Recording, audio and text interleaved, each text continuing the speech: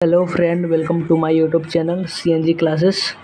इस वीडियो में देखने वाले हैं बायोलॉजी जो चैप्टर वन का चैप्टर वन का नाम क्या है, जीवों में जनन, जिसका हम ऑब्जेक्टिव क्वेश्चन देखने वाले हैं। हम आपको सिलेबस पर बता दिए थे, नहीं देखे होंगे तो डिस्क्रिप्शन में लिंक दे देंगे, आप वहाँ से जाकर देख सकते हैं। तो सबसे पहले क्या करते हैं, सबसे पहले वीडियो को लाइक कर लीजिए और अपने दोस्तों के साथ शेयर कर सकते हैं, और आपको माने तो कर लीजिए, नहीं छोड़ सकते हैं, और कमेंट कर लीजिए, और सब्सक्राइब नहीं किए अभी तक तो कर लीजिए, क्योंकि 12th क्लास का बेहतरीन तैयारी करवाई जाएगी। और ये हमारा व्हाट्सअप नंबर है, आपको व्हाट्सअप ग्रुप में जुड़ना हो या किसी भी प्रकार का कोई भी समस्या हो तो इस नंबर पर आप संपर्क कर सकते हैं, कॉल कर सकते हैं। तो आज हम देखने वाले कितना है, तो 40 VBI ऑब्जेक्टिव क्वेश्चन देखने वाले हैं बायोलॉजी चैप्टर वन का। चैप्टर वन पहले ऑब्जेक्टिव देखेंगे। चैप्टर का नाम है क्या, जीवों में जनन। चैप्टर का नाम है।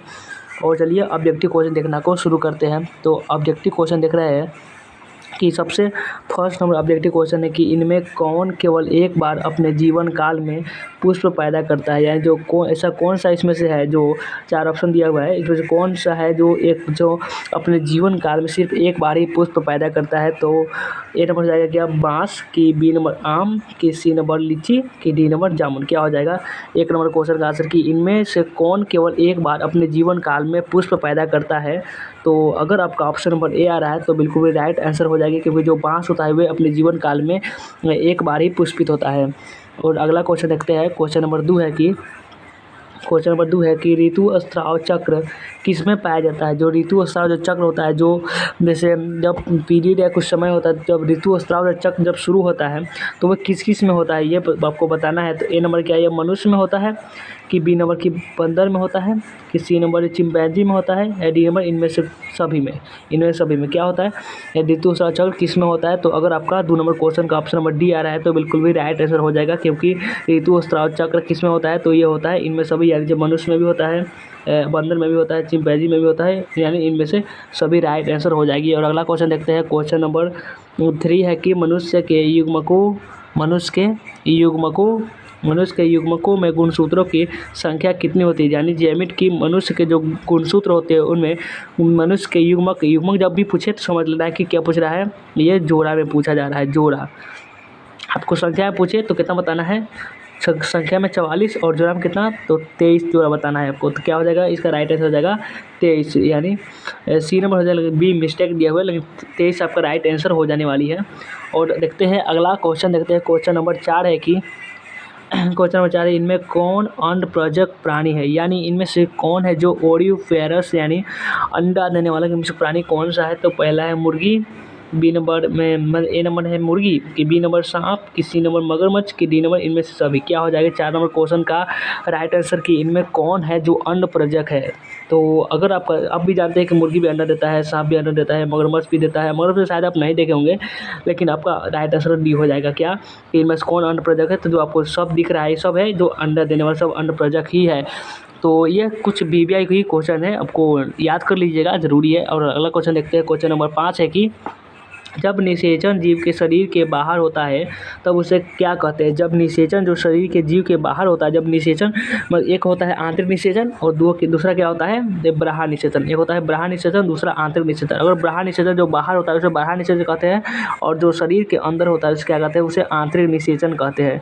तो ये 2 प्रकार का निषेचन होता है। आपको बोर्ड एग्जाम में कहीं पूछा जाएगा कि निषेचन किसे कहते हैं, तो बता देंगे जो जीव के शरीर के बाहर होता है उसे बाह्य निषेचन, और जीव के शरीर के अंदर होता है उसे क्या कहते हैं, आंतरिक निषेचन। तो क्या हो जाएगा इसका आंसर, कि जब निषेचन जीव के शरीर के बाहर होता है तो क्या कहते हैं, बहुत आसान सा क्वेश्चन है, तो इसका हो जाएगा बाह्य निषेचन। ऑप्शन नंबर ए इसका राइट आंसर हो जाएगा। अगला क्वेश्चन देखते हैं। क्वेश्चन नंबर 6 है, यानी क्वेश्चन नंबर 6 है कि युग्मक स्थानांतरण हो सकता है। युग्मक जो स्थानांतरण हो वह कैसे हो सकता है। तो युग्मक स्थानांतरण हो सकता है क्या, ये जल द्वारा हो सकता है, कि बी नंबर वायु द्वारा, कि सी नंबर हवा द्वारा, या डी नंबर इनमें से सभी के द्वारा हो सकता है। युग्मक स्थानांतरण क्या हो जाएगा, कि 6 नंबर क्वेश्चन का आंसर, कि युग्मक स्थानांतरण हो सकता है। तो अगर आपका ऑप्शन नंबर डी आ रहा है, यानी इनमें से सभी द्वारा, जल द्वारा, वायु द्वारा, हवा द्वारा, तब बिल्कुल भी राइट आंसर हो जाने वाली है। और अगला क्वेश्चन देखते हैं। क्वेश्चन नंबर 7 है कि क्वेश्चन नंबर 7 देख रहे हैं कि इनमें से निम्न में से किसमें बाह्य निषेचन होता है। ये तो बहुत आसान सा क्वेश्चन है कि किसमें बाह्य निषेचन होता है, बताना है किसमें आंतरिक होता है, किसमें बाह्य। इसमें पूछा जा रहा है किसमें बाह्य निषेचन, किसमें बाहर से निषेचन होता है। तो क्या ये मेढक में होता है, ऑप्शन नंबर में दिया हुआ है, और बी नंबर हिरण में, कि सी नंबर मनुष्य में, कि डी नंबर घोंघा में। क्या हो जाएगा 7 नंबर क्वेश्चन का आंसर, कि निम्न में से किसमें ब्राह्मण निषेचन होता है। तो अगर आपका ऑप्शन नंबर ए आ रहा है यानी मेढक में, तो बिल्कुल भी राइट आंसर हो जाने वाली है, क्योंकि ये जब मेढक में होता है क्या, ब्राह्मण निषेचन होता है। आपको कहीं लिखा हुआ है कि किसमें आंतरिक निषेचन नहीं होता है, तो आपको लिखा हुआ आंतरिक निषेचन नहीं होता है तो क्या आपको मेढक उसमें दिया रहेगा, तो आप समझ जाइएगा कि मेढक में क्या होता है, ब्राह्मण निषेचन होता है। इसमें आंतरिक निषेचन कैसे हो सकता है। और अगला क्वेश्चन देखते हैं, क्वेश्चन नंबर 8 है कि इनमें किसमें जल माध्यम से निषेचन होता है। इनमें से कौन से है जिसमें जल के द्वारा निषेचन। निषेचन कितने प्रकार से हो सकता है। एक हो सकता है वे वायु निषेचन, दूसरा नंबर हो सकता है जल, और दूसरा नंबर हो जाता है क्या, स्थल, या कोई भी हो सकता है। आपको ध्यान में रखनी है ऐसे बातों को। तो क्या हो जाएगा, इनमें से किसमें जल माध्यम से निषेचन होता है। तो एक में है शैवाल, B number pteridophytes, B number bryophytes, 3 number इनमें से सभी का। क्या हो जाएगा कि इनमें से किसमें जल माध्यम से निषेचन होता है। तो अगर आपका 8 नंबर क्वेश्चन का आंसर ए आ रहा है तो बिल्कुल भी राइट आंसर हो जाने वाली है, क्योंकि जल द्वारा निषेचन सिर्फ शैवाल में ही होता है। तो अगला क्वेश्चन देखते हैं, क्वेश्चन नंबर कितना है, 9 नंबर क्वेश्चन है कि निम्न में से कौन उभयलिंगी पादप नहीं है। यानी इनमें से कौन सा है जो उभयलिंगी पादप नहीं है। यानी इसमें से उभयलिंगी पादप है लेकिन एक होगा जो उभयलिंगी पादप नहीं होगा। तो ए नंबर क्या है, ये पपीता है, कि बी नंबर ये सरसों है, कि सी नंबर ये मक्का है, कि डी नंबर गुड़हल है। कि क्या हो जाएगा 9 नंबर क्वेश्चन का आंसर कि निम्न में से कौन उभयलिंगी पादप नहीं है। तो अगर आपका इस समय से ऑप्शन नंबर ए आ रहा है तो बिल्कुल भी राइट आंसर हो जाने वाली है, क्योंकि जो पपीता जो है यही है क्या, उभयलिंगी पादप नहीं है, यानी ये एक लिंगी है। आपको बोर्ड एग्जाम में पूछा जाएगा कि इनमें से कौन एक लिंगी है और दिया रहेगा पपीता, तो टिक मार दीजिएगा, बेफिक्र हो गए, क्योंकि यही हो जाएगा राइट आंसर। और अगला क्वेश्चन देखते हैं, क्वेश्चन नंबर 10 है कि अवयव में वर्दी प्रजनन होता है। यानी जो अवयव होता है इसमें वर्दी प्रजनन कैसे होता है। तो ए नंबर है बुलबुल द्वारा, बी नंबर है सर्कर द्वारा, या सी नंबर है स्टोलन द्वारा, या डी नंबर है राइजोम द्वारा। क्या हो जाएगा 10 नंबर क्वेश्चन का आंसर कि अवयव जो होता है, अवयव में वर्दी प्रजनन कैसे होता है। तो अवयव में जो वर्दी प्रजनन होता है, तो अगर आपका 10 नंबर क्वेश्चन का राइट आंसर अगर ऑप्शन नंबर डी आ रहा है तो बिल्कुल भी राइट आंसर हो जाने वाली है, क्योंकि 10 नंबर क्वेश्चन के अवयव में जो वर्दी प्रजनन होता है वह राइजोम के द्वारा ही होता है। और अगला क्वेश्चन देखते हैं, क्वेश्चन नंबर 10 तक देख चुके हैं। 10 तक में कौन सा जंतु उभयलिंगी नहीं है। यानी जब जानते हैं कि ये जो जोंक है ये क्या है, तो ये उभयलिंगी ही है। और जो केंचुआ है ये उभयलिंगी नहीं है, क्योंकि ये क्या है, ये द्विलिंगी है, द्विलिंगी है, या इसमें एक बार निषेचन नहीं, इसमें द्विलिंगी है, 2 बार होता है। और ये जो फीता कृमि है ये भी क्या है, तो ये भी उभयलिंगी है, ना एक लिंगी ना द्विलिंगी। और ये घरेलू मक्खी ये भी क्या है, तो ये भी उभयलिंगी है। लेकिन आपके क्या पूछा जा रहा है कि निम्न में से कौन सा जंतु उभयलिंगी नहीं है, नहीं पूछा जाता है। क्या हो, केंचुआ, जो केंचुआ हो जाएगा नहीं है हमारे उभयलिंगी। तो अगला क्वेश्चन देखते हैं, क्वेश्चन नंबर 12 है कि क्वेश्चन नंबर 12 में है, बोला जा रहा है कि शरीर के बाहर होने वाले निषेचन को क्या कहते हैं। जो शरीर के जो बाहर निषेचन होता है, पिछले अभी बताए थे कुछ समय पहले कि शरीर के बाहर होना निषेचन को क्या कहते हैं, तो इन विट्रो। आप कहेंगे कि इन विट्रो कैसे कहते हैं, इसको तो हम ब्राह्मण निषेचन कहते हैं। ब्राह्मण निषेचन को ही हम इंग्लिश में इन विट्रो कहते हैं। तो आपको ध्यान में रखना है कि जो इन विट्रो हुआ तो ये इंग्लिश नाम है इनका, और इनका ब्राह्मण निषेचन हिंदी नाम है। और अगला क्वेश्चन देखते हैं कि क्वेश्चन नंबर 13 है कि जब नर और मादा गैमीट में युग्मन होता है तब यह कहलाता है। मतलब जब नर और मादा गैमीट में युग्मन करते हैं तो उसे क्या कहते हैं। जब कहेगा कि अकेला जब नर रहे तो उसे क्या कहते हैं, अलैंगिक प्रजनन। और जब 2 लोग की बात हो रहा है, जब नर और मादा, तब उसका कहेंगे लैंगिक प्रजनन। तो 2 प्रकार प्रजनन होता है, एक नर प्रजनन और एक मादा प्रजनन। तो 13 नंबर क्वेश्चन का आंसर अगर आपका भी आंसर बी है तब बी राइट आंसर का हो जाएगा। और अगला क्वेश्चन देखते हैं, क्वेश्चन नंबर 14 है कि मध्य चक्र यानी ओस्टेरियस साइकिल्स पर किसमें पाया जाता है। यानी किसमें पाया जाता है, ये आपको बताया जा रहा है कि मध्य चक्र जो होता है वह किसमें पाया जाता है। तो आपको सक्षत आंसर दिख रहा होगा कि ऑप्शन नंबर डी। तो क्या ही बताना है कि आपको ऑप्शन नंबर डी हो जाएगा आपका, आप तो पहले ही देख लिए। और अगला क्वेश्चन देखते हैं, क्वेश्चन नंबर 15 है कि उच्च श्रेणी के पौधों में निषेचन होता है। जो उच्च श्रेणी के पौधे होते हैं, एक होते हैं पौधे जो निम्न श्रेणी के होते हैं, जो कि जैसे प्लास्टिक में लपेट कर रखे जाते हैं, और एक होते हैं उच्च श्रेणी के पौधे जो ऊंचा श्रेणी के होते हैं, जो बहुत ही अच्छा पौधे होते हैं। तो उच्च श्रेणी के पौधों में निषेचन कैसा होता है, पूछा जाए तो जो भी उच्च श्रेणी होगी ना उसका क्या होगा, आंतरिक निषेचन होगा। क्या होगा, आंतरिक निषेचन। तो उच्च श्रेणी के पौधों में कैसा निषेचन होता है, आंतरिक निषेचन। तो अगर आपका ऑप्शन नंबर बी आ रहा है तो बिल्कुल भी राइट आंसर हो जाएगा, क्योंकि आपका ऑप्शन नंबर बी होगा राइट आंसर। और अगला क्वेश्चन देखते हैं, क्वेश्चन नंबर 16 है कि शल्क कंद का उदाहरण है। यानी जो शल्क कंद का जो बल्ब है उसका क्या उदाहरण है। तो 16 नंबर क्वेश्चन का आंसर दीजिए कि शल्क कंद का उदाहरण है। तो अगर आपका ऑप्शन नंबर 16 का सी आ रहा है यानी प्याज, तो बिल्कुल भी राइट आंसर हो जाने वाली है। और अगला क्वेश्चन देखते हैं, क्वेश्चन नंबर 17 है कि स्तनधारी निषेचन कहाँ होता है। जो स्तनधारी होते हैं, स्तनधारी एक प्रकार का जीव है जो स्तनधारी निषेचन कहाँ होता है। ए नंबर क्या ये अण्डाशय में होता है, या बी नंबर वसीय भाग में, या सी नंबर गर्भाशय में, या डी नंबर फैलोपियन नली में। स्तनधारियों में निषेचन कहाँ होता है? तो अगर आपका 17 नंबर क्वेश्चन का आंसर डी आ रहा है तो बिल्कुल भी राइट आंसर हो जाने वाली है, क्योंकि जो स्तनधारियों में निषेचन होता है वह फैलोपियन नलिका में ही होता है। और अगला क्वेश्चन देखते हैं, क्वेश्चन नंबर 18 है। देख रहे हैं कि क्वेश्चन नंबर 18 में बोला जाएगा प्राकृतिक अनिषेक जनन यानी पैराथोनेजेनेसिस पाया जाता है। पैराथोनेजेनेसिस कहाँ पाया जाता है? आपको पूछा जा रहा है कि प्राकृतिक, इसका इंग्लिश नाम है प्राकृतिक अनिषेक जनन का पैराथोनेजेनेसिस। तो ये कहाँ पाया जाता है? तो क्या ये मक्खी में पाया जाता है? ए नंबर क्वेश्चन, या बी नंबर मधुमक्खी में, या सी नंबर मच्छर में, या डी नंबर इनमें से सब में। देखिए जो बायोलॉजी का जो क्वेश्चन है वो अक्सर आपको देखने मिला इनमें से सभी, तो हो सकता है जो अक्सर होगा इनमें से सभी हमेशा हो जाता है। इससे समझ सकते हैं 100% में ये 50% यही इनमें से सभी वाला ही रहता है। तो आपको क्वेश्चन का जवाब नहीं है तो इनमें सभी वाला को मार दीजिएगा। तो इसमें भी वैसे ही हो जाएगा कि प्राकृतिक अनिषेक जनन किसमें पाया जाता है? तो इनमें सभी में। और 18 क्वेश्चन देख लिए। और 19 नंबर क्वेश्चन की ओर चलते हैं कि 19 नंबर क्वेश्चन में क्या कहा जाता है। 19 नंबर क्वेश्चन देख रहे हैं कि दृढ़ निषेचन का परिणाम होता है। जो दृढ़ निषेचन होता है उनका क्या परिणाम होता है? तो क्या यह बीजपत्र होता है? ए नंबर क्वेश्चन, या बी नंबर बीजांड का, या सी नंबर भ्रूणपोष, या डी नंबर भ्रूण। क्या हो जाएगा 19 नंबर क्वेश्चन का आंसर की जो दृढ़ निषेचन होता है, जो दो निषेचन होता है का क्या परिणाम निकलता है? जो दृढ़ निषेचन जब कराया जाता है तो क्या परिणाम निकलता है? तो 19 नंबर क्वेश्चन का आंसर, अगर आपका आंसर सी आ रहा है तो बिल्कुल भी राइट आंसर हो जाएगा, क्योंकि ये भ्रूणपोष होता है इनका परिणाम। और अगला क्वेश्चन देखते हैं, क्वेश्चन नंबर 20 है कि क्वेश्चन नंबर 20 में क्या बोला जा रहा है? 20 में बोला जा रहा है बीजाणुओं द्वारा जनन करने वाले पौधे जैसे मांस, फल सामान्यतः किस समूह में रखे जाते हैं? आपको समूह पूछा जा रहा है कि जो विभिन्न प्रकार के जो पौधे या कुछ जो जीव जंतु होते हुए किस समूह में रखे जाते हैं। तो अगर आपका 20 नंबर क्वेश्चन का एक नंबर है कि स्पोरोफाइट में, स्पोरोफाइट कहा जाता है कि थैलोफाइट की क्रिप्टोगेम्स या ब्रायोफाइट्स। तो अगर आपका 20 नंबर क्वेश्चन का आंसर ऑप्शन नंबर डी आ रहा है तो बिल्कुल भी राइट आंसर हो जाएगा, क्योंकि जो बीजाणुओं द्वारा जनन करने वाले पौधे होते हैं वे किसमें रखे जाते हैं? तो ब्रायोफाइटर्स में, ब्रायोफाइटर्स में रखे जाते हैं। और अगला क्वेश्चन देखते हैं, क्वेश्चन नंबर कितना है अब? क्वेश्चन नंबर 21 है। क्वेश्चन नंबर 21 में कहा जा रहा है कि ये परिवर्तन जो लार्वा को, यानी लार्वा जब इंग्लिश में लिख दिए हुए लार्वा को वयस्क में परिवर्तित कर देते हैं उसे क्या कहते हैं? 21 नंबर क्वेश्चन बोला जा रहा है क्या कि यह परिवर्तन जो लार्वा को वयस्क में परिवर्तित कर देते हैं, जो लार्वा जो एक अति होता है, जो अंग होता है उसका जो वयस्क में परिवर्तित कर देते हैं उसे क्या कहते हैं? ए नंबर क्या मेटाजेनेसिस कहते हैं, कि सी नंबर एकांतरण कहते हैं, कि सी नंबर कायांतरण कहते हैं, या डी नंबर मेटोस्टेसिस कहते हैं। कि ये परिवर्तन जो लार्वा को वयस्क में परिवर्तित कर देते हैं तो उसे क्या कहते हैं? तो अगर आपका 21 नंबर क्वेश्चन का आंसर नंबर सी आ रहा है तो बिल्कुल भी राइट आंसर हो जाने वाली है, क्योंकि कायांतरण इसे कहते हैं। और अगला क्वेश्चन देखते हैं, क्वेश्चन नंबर 22 है कि भ्रूणपोष में कितने क्रोमोसोम होते हैं? जो भ्रूणपोष होता है उसमें कितने क्रोमोसोम होते हैं? ए में है कि 1 n, कि बी में 2 n, कि सी में 3 n, या डी में ए और बी दोनों। जवाब दीजिए कि भ्रूणकोष में कितने क्रोमोसोम होते हैं। तो अगर आपका ऑप्शन नंबर कितना आ रहा है? सी आ रहा है तो बिल्कुल भी राइट आंसर हो जाएगा। कभी कभी आपको देखने को मिलेगा ए और बी दोनों, तो ये क्वेश्चन गलत है और ये हो जाएगा राइट आंसर। और अगला क्वेश्चन देखते हैं, क्वेश्चन नंबर कितना है? 23 है कि जब संतति की उत्पत्ति एकल जनक द्वारा होती है तब यह क्या कहलाता है?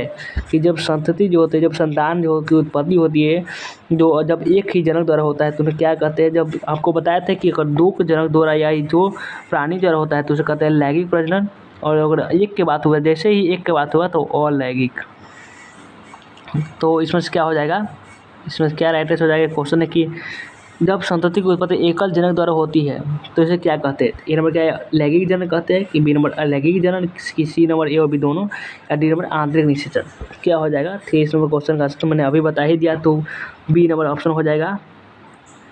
और अगला क्वेश्चन देखते हैं, क्वेश्चन नंबर 24 है कि इनमें कौन नर युग्मक से संयोजन कर भ्रूणपोष बनाता है? इसमें जो कौन सा जो नर युग्मक से संयोजन करके भ्रूणपोष बनाता है? ए नंबर अनिषेचित अंड, सी बी नंबर है सहायक कोशिका, सी नंबर है एंटीपोड्स, और डी नंबर है द्वितीयक केंद्रक।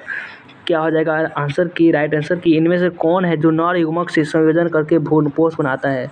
तो अगर आपका ऑप्शन नंबर डी आ रहा है द्वितीयक केंद्रक तो बिल्कुल भी राइट आंसर हो जाएगा, क्योंकि जो द्वितीयक केंद्रक है वही है क्या? भ्रूण से संयोजन करके भ्रूणपोष बनाता है नर युग्मक से। और अगला क्वेश्चन देखते हैं, क्वेश्चन नंबर कितना है? क्वेश्चन नंबर 25 है कि स्तनधारी के शुक्राणुओं के मध्य भाग में क्या पाया जाता है। जो स्तनधारी जो होते हैं उनको जो क्या भाग होता है, एक होता है सबसे पहला वाला भाग और दूसरा भाग होता है और तीसरा भाग होता है। जो सबसे जो बीच वाला भाग होता है इसमें क्या पाया जाता है, स्तनधारियों के शुक्राणु के मध्य भाग में क्या पाया जाता है, तो ये माइटोकॉन्ड्रिया पाया जाता है। उम्मीद है कि आपका भी जवाब ऑप्शन नंबर सी ही है, तो बिल्कुल भी राइट आंसर हो गया। और अगला क्वेश्चन देखते हैं, क्वेश्चन नंबर 26 है कि चमगादड़ द्वारा परागण कहलाता है। जो चमगादड़ द्वारा जो परागण होता है उसे क्या कहते हैं। तो जब चमगादड़ के द्वारा परागण होता है तो क्या वो आर्नोथोफिली कहते हैं, या बी नंबर एंटोमोफिली कहते हैं, या सी नंबर क्रिप्टोरोफिली कहते हैं, या डी नंबर हाइड्रोफिली कहते हैं। क्या कहते हैं चमगादड़ जो जब परागण होता है तो इसे क्या कहते हैं, तो इसे एंटोमोफिली नाम कहते हैं। आपका भी आंसर नंबर बी ही होगा। और अगला क्वेश्चन देखते हैं, क्वेश्चन नंबर कितना है, क्वेश्चन नंबर 26 है कि जनक समान जीव प्राप्त हो सकता है। यानी जो जनक जो अपने पिता के समान जो जीव यानी संतान होते हैं वे कैसे संपन्न हो सकता है। तो क्या ये बीज द्वारा हो सकता है, ए नंबर आंसर, या बी नंबर युग्मज से, या सी नंबर युग्मकों से, या डी नंबर विखंडन से। जनक समान जीव प्राप्त किससे हो सकते हैं, तो ये हो सकते हैं बीज से। ऑप्शन नंबर ए आपका राइट आंसर हो गया। और अगला क्वेश्चन देखते हैं, क्वेश्चन नंबर 28 है कि द्विखंडन किसमें पाया जाता है। जो द्विखंडन होता है, एक खंडन और दो एक होता है द्विखंडन। द्विखंडन किसमें पाया जाता है, तो ये पाया जाता है अमीबा तथा पैरामीशियम दोनों में। तो अगर आपका आंसर नंबर ये है तो बिल्कुल भी राइट आंसर हो जाएगा। ऑप्शन नंबर डी आपका 28 नंबर क्वेश्चन का आंसर हो जाएगा कि द्विखंडन किसमें पाया जाता है, तो पाया जाता है अमीबा तथा पैरामीशियम में। और अगला क्वेश्चन देखते हैं, क्वेश्चन नंबर 29 है कि क्वेश्चन नंबर 29 में क्या है कि मुकुलन द्वारा जनन किसमें होता है। जो मुकुलन के द्वारा जनन होता है वे किसमें होता है, तो ए नंबर है क्या ये ईस्ट में होता है, कि बी नंबर म्यूकर में, या सी नंबर पाइनस में, या डी नंबर फर्न में। क्या हो जाएगा 29 नंबर क्वेश्चन का आंसर कि मुकुलन द्वारा जनन किसमें होता है। तो अगर आपका ऑप्शन नंबर ए है तो बिल्कुल भी राइट आंसर हो जाएगा, क्योंकि ईस्ट में होता है। मुकुलन द्वारा जनन किसमें होता है, तो ये ईस्ट में होता है। और अगला क्वेश्चन देखते हैं, क्वेश्चन नंबर 30 है कि ईस्ट में प्रजनन मुख्यतः किसके माध्यम से होता है। ईस्ट में जो प्रजनन होता है वह किसके माध्यम से होता है। तो पिछले क्वेश्चन में ही देखे तो इसको भी बताना थोड़ी ज़रूरी है। क्या ये मुकुलन में होता है, कि विखंडीकरण में होता है, कि परागण में होता है, कि इनमें से सभी में होता है। तो इसका आंसर ऑप्शन नंबर ए हो जाएगा कि मुकुलन द्वारा होता है। आप जानते होंगे पिछले वीडियो अभी जस्ट बताया इसे 29 नंबर क्वेश्चन में देख सकते हो। अब वो दिखा ही देते हैं आपको। हम देखिए बताए थे ना कि ईस्ट में मुकुलन द्वारा जनन किसमें, तो ईस्ट में होता है। और अगला क्वेश्चन देखते हैं, क्वेश्चन नंबर 31 देखते हैं कि 31 में क्या बोला जा रहा है। और 31 नंबर क्वेश्चन में कहा जा रहा है कि 31 नंबर क्वेश्चन की युग्मक सामान्यतः किस प्रकार के होते हैं। जो युग्मक होते हैं वे किस प्रकार के होते हैं। एक ए नंबर क्वेश्चन में कि हैप्लाइड यानी एक गुणक होते हैं, और बी नंबर डिप्लॉयड यानी त्रिगुणक होते हैं, कि सी नंबर पॉलीप्डाइड यानी बहुगुणक होते हैं, या डी नंबर नलिप्डाइड यानी अगुणक होते हैं। कि युग्मक जो सामान्यतः होते हैं वे किस प्रकार के होते हैं, जो सब समान रूप में होते हैं वे किस प्रकार के होते हैं। तो एक आपका ऑप्शन नंबर ए आ रहा है तो बिल्कुल भी राइट आंसर हो जाएगा, क्योंकि ये हैप्लाइड जो होते हैं वे एक गुणक ही होते हैं। और अगला क्वेश्चन देखते हैं, क्वेश्चन नंबर 32 है कि 40 क्वेश्चन देखने वाले जिसमें 32 तक दे चुके हैं। तो निम्नलिखित किसमें पादप काय अगुणित होता है। तो निम्नलिखित में कौन है जिसमें पादप काय अगुणित होता है। क्या यह शैवाल में होता है, क्या कवक में, कि ब्रायोफाइटस में, कि इनमें से सभी में। कि निम्नलिखित किसमें पादप काय जो होता है वह अगुणित किसमें होता है। तो अगर आपका ऑप्शन नंबर ए यानी शैवाल जवाब है तो बिल्कुल भी राइट आंसर हो जाने वाली है, कि जो शैवाल होता है इसमें पादप काय जो होता है वो अगुणित रहता है। और अगला क्वेश्चन देखते हैं, क्वेश्चन नंबर 33 है कि अदरक में कायिक प्रवर्धन किसके द्वारा होता है। जो अदरक होता है इसमें कायिक प्रवर्धन किसके द्वारा होता है। क्या यह राइजोम के द्वारा होता है, कि जड़ के द्वारा होता है, कि ट्यूबर के द्वारा होता है, कि बल्ब के द्वारा होता है। कि अदरक में जो होता है कायिक प्रवर्धन वह किसके द्वारा होता है। तो अदरक में प्रवर्धन किसके द्वारा, तो राइजोम के द्वारा होता है। किसके द्वारा, राइजोम के द्वारा। अब देखते हैं कि राइजोम कौन से ऑप्शन में दिया गया है। तो राइजोम जो है ऑप्शन नंबर फर्स्ट में ही दिया गया है। तो अगर आपका ऑप्शन नंबर सी का ए था तो राइट आंसर हो गया होगा। और अगला क्वेश्चन देखते हैं 34 नंबर क्वेश्चन की कंद किसका रूपांतरण है। कि जो कंद होता है वह किसका रूपांतरित होता है। क्या यह कली का होता है, कि तना का, कि जड़ का होता है, कि संचयित जड़ का। जवाब दीजिए कमेंट में तो कि कंद किसका रूपांतरण भाग है। जवाब दीजिए जल्दी आप लोग कि कंद किसका रूपांतरण भाग है। क्या यह कली का, कि तना का, कि जड़ का, कि संचयित जड़ का।